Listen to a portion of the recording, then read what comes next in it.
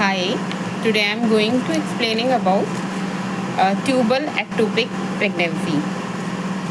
तो जो ectopic pregnancy पहले मैं बताती हूँ क्या होती है। जो यूट्रस की जो कैविटी रहती है, जो यूट्रस की जो एंडोमेट्रियल लाइनिंग होती है उसमें जाके जो है फर्टिलाइज एग जाके इम्प्लांट हो जाता है। तो बेसिकली जो नॉर्मल यूट्रिन कैविटी की जो पोजीशन होती है उसके अलावा अगर फर्टिलाइज एग जाके ट्यूब्स में जो फैलोपियन ट्यूब्स है वहाँ जाके इम्प्लांट हो रहा है तो उसे हम ट्यूबल एक्टोपिक प्रेगनेंसी बोल देते हैं। मतलब other than uterus normal uterine cavity अगर फर्टिलाइज एग जाके कहीं और इम्प्लांट हो रहा है, कहीं और नहीं ट्यूब में जाके इम्प्लांट हो रहा है तो उसे ट्यूबल एक्टोपिक प्रेगनेंसी बोल देते हैं। इसी तरह से अगर यूट्रस के पार्ट में ही जो प्रॉपर इम्प्लांटेशन की जो एंडोमेट्रियल लाइनिंग वाला जो पार्ट होता है जहाँ पे एक्चुअल में फर्टिलाइज एग इम्प्लांट होना होता है, उसके अलावा यूट्रस में ही एबनॉर्मल एंगल्स पे जाके अगर फर्टिलाइज एग जाके अटैच हो रहा है तो हम उसे यूट्रिन एक्टोपिक प्रेगनेंसी बोल देते हैं। और अब इसमें एक्स्ट्रा यूट्रिन एक्टोपिक प्रेगनेंसी भी होती हैं। तो एक्स्ट्रा यूट्रिन एक्टोपिक प्रेगनेंसी क्या होती है?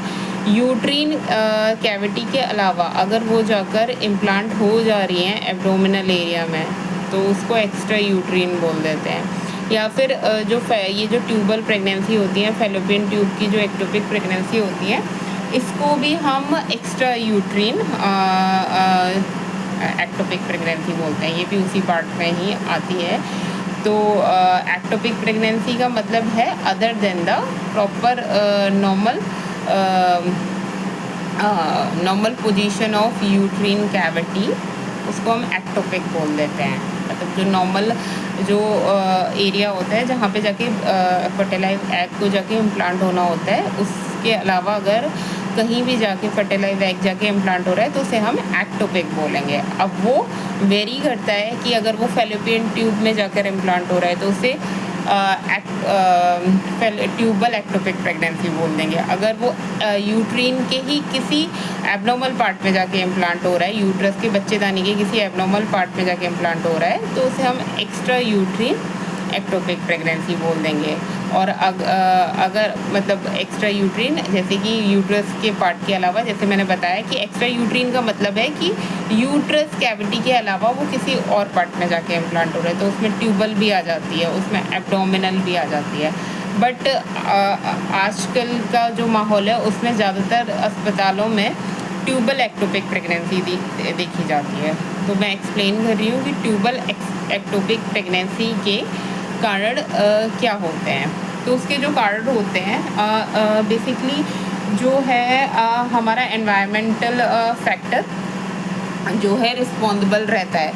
प्लस जैसे कि जो बच्चेदानी की जो बीमारियां होती हैं, जैसे पेल्विक इन्फ्लेमेटरी एक PID करके डिजीज़ होती है, तो उसमें बच्चेदानी में इन्फेक्शन पाया जाता है। तो वो इन्फेक्शन जैसे अगर महिलाएं अपना प्रॉपर केयर नहीं करती हैं तो इन्फेक्शन के इन्वेड होने के चांसेस बहुत ज़्यादा हो जाते हैं।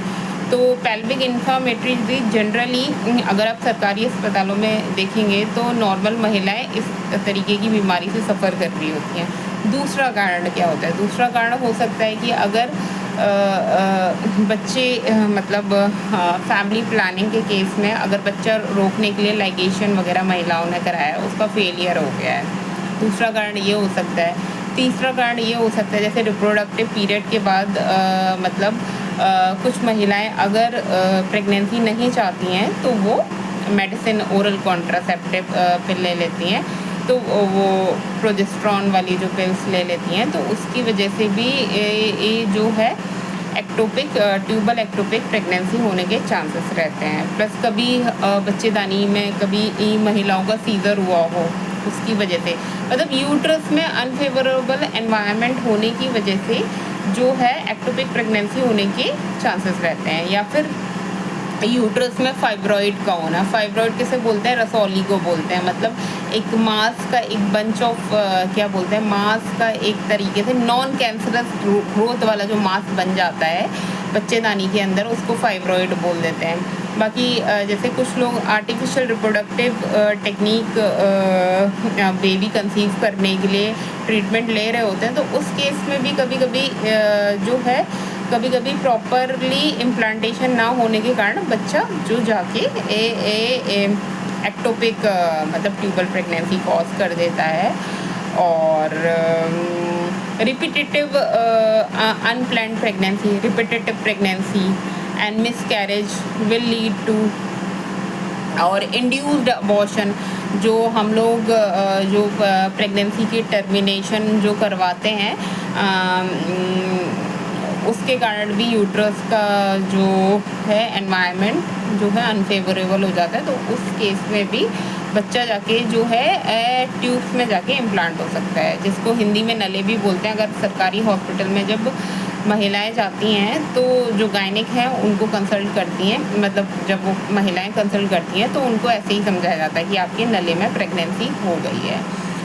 तो जो ये नले वाली प्रेगनेंसी होती है इसके सेम वही सिम्टम्स होते हैं जो प्रेगनेंसी में होते हैं, बट इसमें सिम्टम्स तो वही हैं कि मिस जो है पीरियड मिस हो जाएंगे, बट इसमें जो अदर सिम्टम होते हैं इसमें पेल्विस रीजन में पेन होना स्टार्ट हो जाता है, प्लस आपको स्पॉटिंग स्टार्ट हो जाती है। तो उसको भी अलग अलग तरीके से जो है इसमें क्लासिफाई किया हुआ है।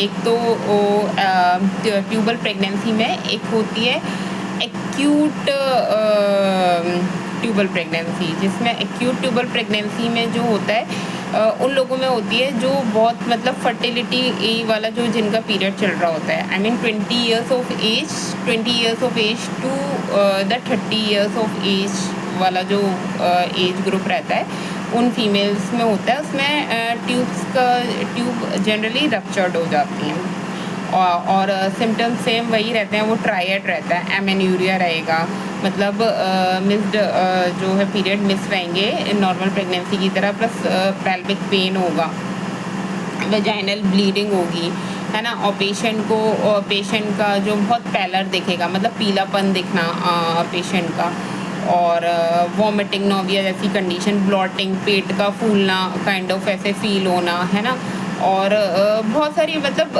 जो सिम्टम्स ऐसे नहीं बोल सकते कि पिक्यूलियर वही सिम्टम्स हैं, क्योंकि एक्टोपिक प्रेगनेंसी हो रही है तो ऐसे सिम्टम्स तो होंगे ही होंगे, इन्फेक्शन भी होने के चांसेस रहते हैं, क्योंकि जो नले वाला पार्ट होता है वो उसके लिए बना ही नहीं है, बेबी के इम्प्लांटेशन के लिए बना ही नहीं है, तो वहाँ बेबी की ग्रोथ हो ही नहीं सकती। वो ट्यूबल वाला पार्ट इतना ऑब्वियस है, वो अनफेवरेबल पार्ट है, वो सिर्फ पैसेज होता है कि उस पैसेज के थ्रू बेबी जो है जाके यूट्रिन कैविटी में जाके इम्प्लांट हो जाए, तो उस अनफेवरेबल कंडीशन में जो है विएबल प्रेगनेंसी नहीं हो सकती। तो ऑब्वियस ही बात है कि वहाँ पे कॉन्ट्रैक्शन होना स्टार्ट होंगे आफ्टर 1.5 मंथ के, जो बुक्स में मेंशन किया होता है वो 6 to 8 वीक्स मेंशन किया होता है, बट 1.5 विद इन 1 मंथ भी कुछ लोगों में सिम्टम्स तो स्टार्ट हो ही जाते हैं, 1.5 मंथ में रप्चर होने के भी चांसेस रहते हैं। तो जैसे मैंने बोला, जैसे एक्यूट वाला जो मैंने बताया इसमें रप्चर हो जाती है, एक अनरप्चर्ड वाला पार्ट होता है उसमें सिम्टम्स वैसे ही रहेंगे, एमेन्यूरिया होगा, पेल्विक पेन होगा, प्लस बीटा HCG का जो लेवल है वो प्रेगनेंसी की तरह आएगा, और एक जो होता है क्रोनिक वाला पार्ट होता है उसमें स्टार्टिंग से ही मतलब ब्लीडिंग, पेन, इस तरीके की कंडीशन हो रही होती है, पेशेंट का जो हमेशा टेम्परेचर बहुत हाई रहता है, और बार बार ब्लीडिंग होने की वजह से कलेक्शन क्रिएट हो जाता है। अब इस केस में एक्टोपिक प्रेगनेंसी के, ट्यूबल एक्टोपिक प्रेगनेंसी के केस में कैसे जो है टर्मिनेशन होता है प्रेगनेंसी का, तो ये ट्यूबल मोल के फॉर्म में टर्मिनेशन हो सकता है। What is tubal mole and what is mole, है ना, मोलर प्रेगनेंसी क्या होती है?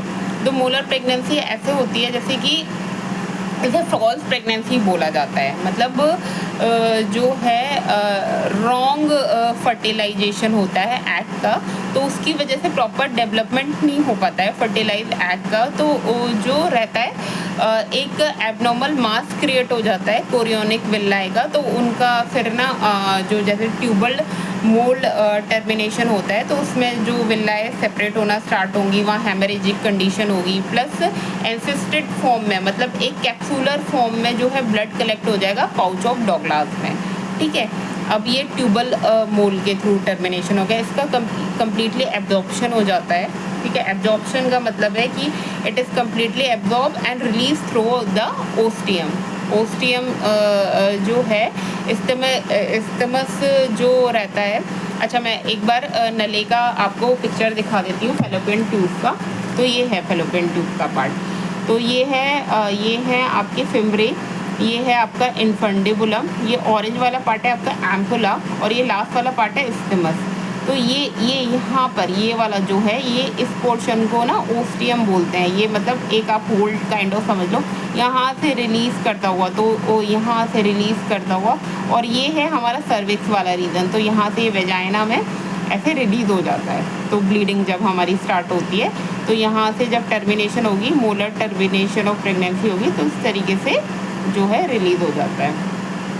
एक फिर उसमें ट्यूबल रप्चर की प्रेगनेंसी, एक तो टर्मिनेशन ऐसे हो गया, ऐसे मिसकैरेज हो गया मोल के फॉर्म में, जो मैं बता रही हूँ। एक होता है कि जो रप्चर हो जाता है, जो फेलोपियन ट्यूब जो है रप्चर हो जाती है 6 to 8 वीक के अंदर, फेलोपियन ट्यूब का जो है रप्चर हो जाता है। तो ये सारा मतलब इसके फेलोपियन ट्यूब में जो प्रेगनेंसी जो है विएबल नहीं रह पाती है, मतलब प्रॉपर इम्प्लांटेशन हो ही नहीं पाएगा, वो इतना छोटा एरिया होता है, वो जगह बनी ही नहीं है। तो इस तरह से टर्मिनेशन प्रेगनेंसी का हो जाता है। पेशेंट को ब्लीडिंग आना, हेमरेजिक कंडीशन होगी, और मतलब हेमरेजिक कंडीशन नॉर्मल है, अबॉर्शन हो रहा है तो ब्लीडिंग आना स्टार्ट होगी, है ना।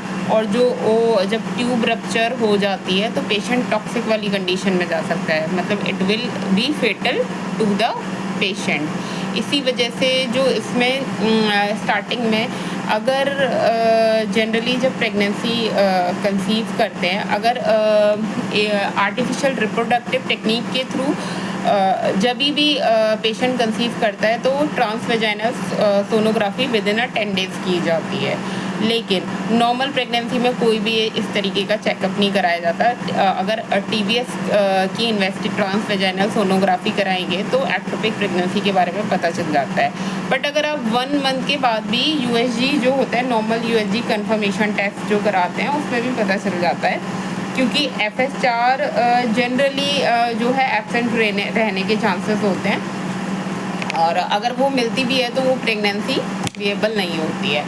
तो इस तरह से मतलब जो है ट्यूबल एक्टोपिक प्रेगनेंसी के बारे में पता करा जा सकता है। मतलब USG का जो पार्ट है, इसमें ट्रांसवेजाइनल सोनोग्राफी के थ्रू या फिर 1 मंथ वाला जो कंफर्मेशन टेस्ट होता है, उससे आपको पता चल जाएगा कि आपकी ट्यूबल प्रेगनेंसी है या आपकी नॉर्मल प्रेगनेंसी है। क्योंकि कुछ पेशेंट में शायद 1 मंथ के अंदर ही हल्का हल्का पेन, जैसे मैंने उसको पार्ट में डिवाइड कर दिया कि एक इसको एक्यूट, क्रोनिक, अनरप्चर्ड वाले पार्ट में डिवाइड किया हुआ है। तो ये होती है हमारी ट्यूबल एक्टोपिक प्रेगनेंसी।